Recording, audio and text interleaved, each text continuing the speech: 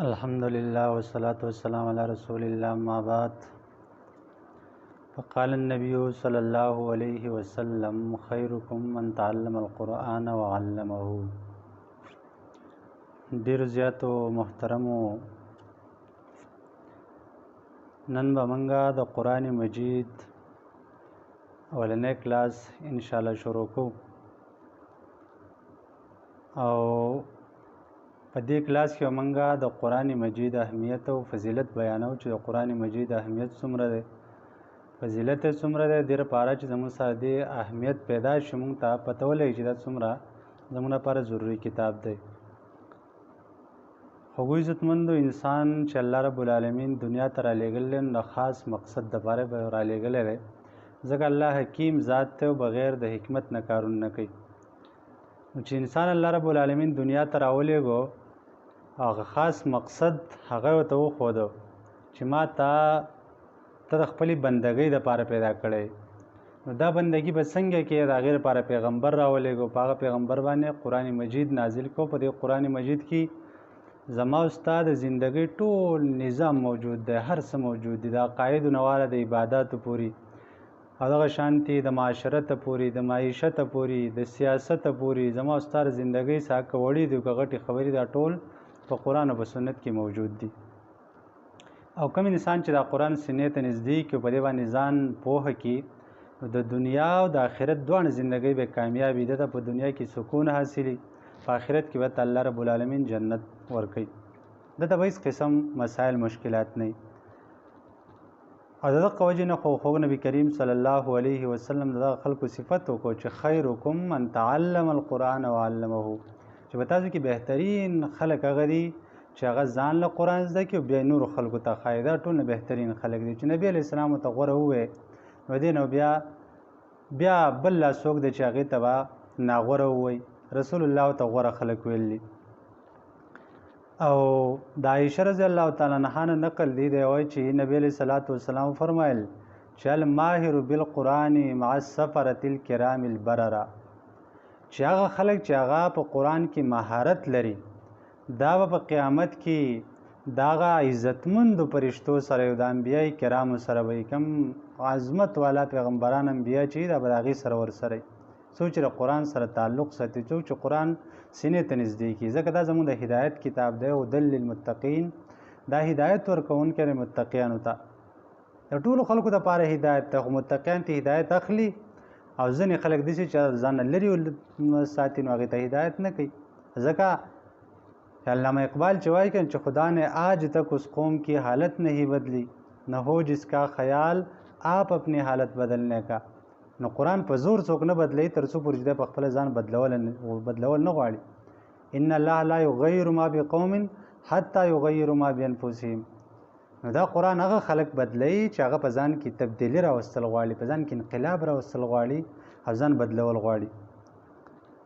او دا ابو امامه باهلي رضی الله تعالی عنه نه روایت دی، دا وایي چې سمعت رسول الله صلی الله علیه وسلم یقول، چې ما د نبی علیه السلام نه فرمایل واورېدو چې رسول الله فرمایل چې اقرأوا القرآن فإنه یأتي یوم القیامة شفیعا لاصحابه، چې تاسو د قرآن لولئ ځکه چې دا به د قیامت په ورځ باندې سفارش کوونکی را روان، دا به ستاسو سفارش کوي.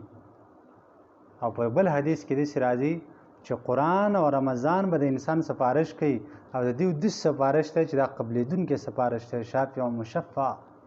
د دیو سفارش به خامخا قبلېږي. دا به الله ته وایي چې الله دا انسان ما د خوبه ایستلی و، الله د ما له وخت را کړی، یا الله ته ولې عزت ورکړه، دا ته جنت ته داخل شي. او کوم خلکو چې پرېښی شاته غورځولی، نو دا قرآن به راشي او دا به وایي چې یا الله دې خلکو زه پرېښی وم، دا قرآن دا ستاره کتاب دې خلکو دا پرېښو شاته غورځولی. او چې قرآن د چا خلاف ګواهي ورکړي، نعوذ بالله من ذلک، نو خلک به ذلیلی. د دې وجې نه موږ او تاسو په خپل ګریوان کې سوچ کول پکار چې قرآن سره موږ تعلق شته که نشته، د قرآن سره زموږ مینه شته که نشته، زما زړه غواړي زه قرآن یاد کړم او که نشته.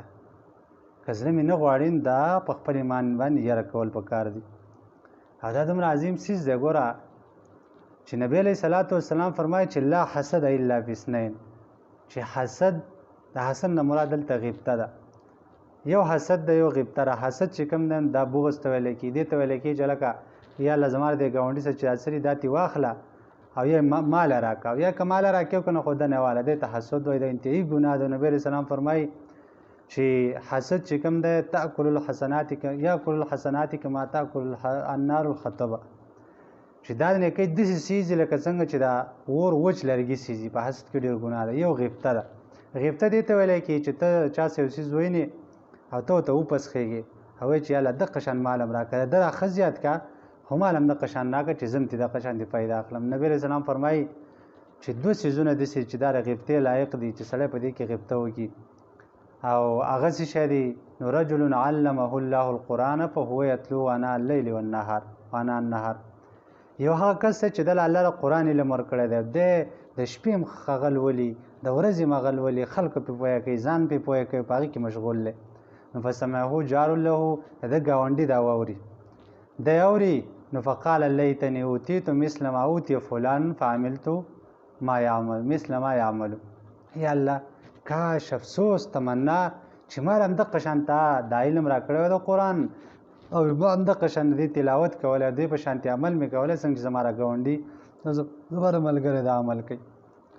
نو په دې باندې غیبته کول پکار دی. دا د غیبتې لایق دی یعنې دا ډېر عظیم نعمت دی د الله رب العالمین. او بل ورجل اتاه الله مالا فهو یهلکه فی الحق. بل هغه کس چې الله وله مال ورکړی دا د الله په لار کې په دې حق لار کې لګوي. نو فقال رجل یو سړی دا وویني هغه وایي چې یا الله یو سړی وایي چې لیتني اوتیت مثل ما اوتی فلان کاش ما ته همداسې مال لا کړی شوی وی څنګه چې د فلاني له ورکړی شوی دی فعملت مثل ما یعملو هم دغه شانتې عمل کولی څنګه چې دا عمل کوي. دا بخاري مسلم دا حدیث را نقل کړلی. یقینا چې دا ډېر عظیم حدیث دی او زموږ ستاسو د قرآن سره د مینې پیدا کولو یو عظیم زبردست حدیث دی. په کار چې د دې په وجه موږ قرآن سره مینه پیدا کړو. دا خلکو ته موږ وپسخېږو کوم چې قرآن زده کړي بیا نور خلکو ته ښایي. ګوره د هغې سره بیا دا خلک څومره مخلوق د الله د مخلوقو سره څومره مینه کوي. دا په څه وجه باندې د قرآن په وجه باندې. ځکه نبي علیه السلام فرمایي چې ان الله یرفع بهذا الکتاب اقواما ویضع به آخرین. دې قرآن په وجه باندې الله ځینې خلک چتۍ درجې وله ورکوي او ځینې خلک ښکته کوي. او دا قرآن داسې څیز دی کله کله موږ وایو چې د قرآن له زه ټیم نشم ورکولی دلته مې دوکان دی دلته مې پټی دی دلته مې مال دی جایداد مې په دې کې نه ختم. نبي علیه السلام فرمایي چې دې قرآن څوک مشغوله کړو. نبی علیه السلام فرمایل چې الله فرمایي چې من شغله القرآن عن ذکري و مسألتي اعطیته افضل مما اعطي السائلین. چې هغه څوک چې هغه قرآن مشغوله کړی زما د ذکر نه او زما نه د سوال کولو نه نو زه دله غوره د هغه خلکو نه ورکوم کوم چې زما نه غواړي. لهذا قرآن مجید سره چې څوک مصروف وي قرآن له چې الله چا وخت د الله کتاب له چا وخت ورکړی دی الله عظمت ورکړی دی. الله په دنیا کې هم ځلولی دی عزت یې وله ورکړلی. الله په آخرت کې هم هغې له درجات ورکوي او د جنت لوی درجې به د قرآن خوا خلکو ته میلاویږي. او نبی اسلام فرمایل چې فضل کلام الله علی سایر الکلام کفضل الله علی خلقه. چې د الله رب العالمین د کلام فضیلت په نورو کلامونو باندې داسې دی لکه څنګه چې د الله رب العالمین فضیلت په دې نورو مخلوقاتو باندې دی. خو عزتمندو د الله کتاب دی دې له به وخت ورکوو د دې سره به مینه کوو. انشاءالله آینده لپاره به موږ د سورتې فاتحې نه د قرآن ترجمه شروع کوو او دا به زموږ مسلسل کلاس وي. زموږ لپاره هم صدقه جاریه او چې تاسو زده کړئ او عمل پرې وکړئ زموږ ستاسو ټول لپاره به د نجات ذریعه کوشش به کوو چې قرآن له به ټیم ورکوو. الله رب العالمین دې وکړي چې په یو څو خبرو باندې عمل کولو توفیق راکړي موږ قرآن خوا جوړ کړي. آخر دعوانا الحمدلله رب العالمین.